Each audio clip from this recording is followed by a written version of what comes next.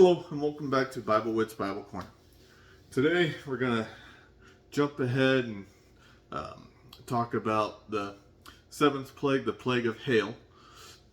I'm going to read chapter 9 of Exodus, verses 23 through 26, starting with the English Standard Version. Then Moses stretched out his staff towards heaven, and the Lord sent thunder and hail and fire rain down to the earth. And the Lord rained hail upon the land of Egypt. There was hail and fire flashing continually in the midst of the hail, very, very heavy hail, such as bad as never been in all the land of Egypt since it became a nation. The hail struck down everything that was in the fields in all of the land of Egypt, both man and beast, and the hail struck down every plant in the field and broke every tree of the field. Only in the land of Goshen, where the people of Israel were, was there no hail. Okay, now the New Century Version.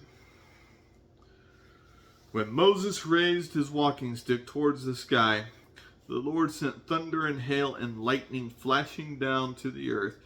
So he caused hail to fall upon the land of Egypt. There was hail and lightning flashed as it hailed, and the worst hailstorm in Egypt since it had become a nation.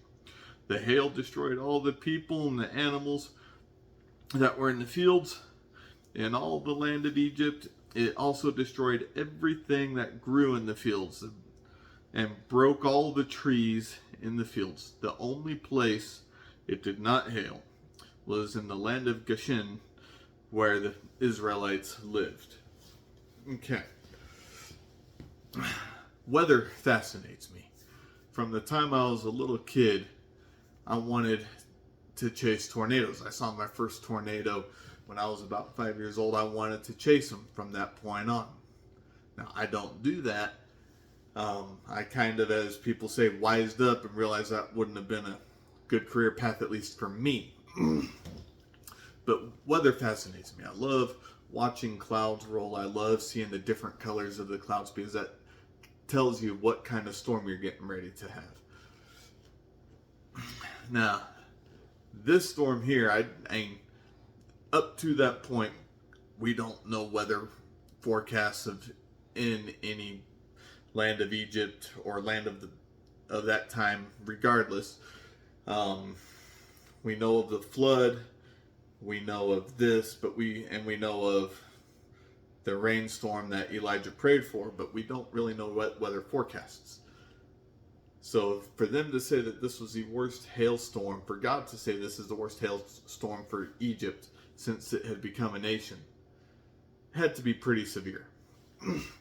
Killing people, killing animals, destroying crops. So here also we've had the river of blood killing all the fish. That took away one food source. We've had flies and gnats and frogs come as plagues, and they've all died. And wherever their carcasses or whatever was put, that destroyed food sources in those areas. And now we have hail destroying animals and crops. Again, another food source for the Egyptians. The only place it did not hail was where the Israelites were living. My pronunciation is bad. I probably said Goshen wrong, and I probably said it wrong just then too, but that's the only place it didn't hail. So in this, God was also saying that he was going to show Egypt all of his power. I don't want to get into that because I don't have enough theological background to get into what that means, or enough common sense, however you want to word it. But either way, Pharaoh comes to Moses and says, "Hey, I have sinned. Tell God, tell your Lord to stop this storm, and I'll send your people out." As soon as it stops hailing, as soon as the lightning stops flashing, Pharaoh hardens his heart again, and the people are forced to stay, and they are forced to work harder again.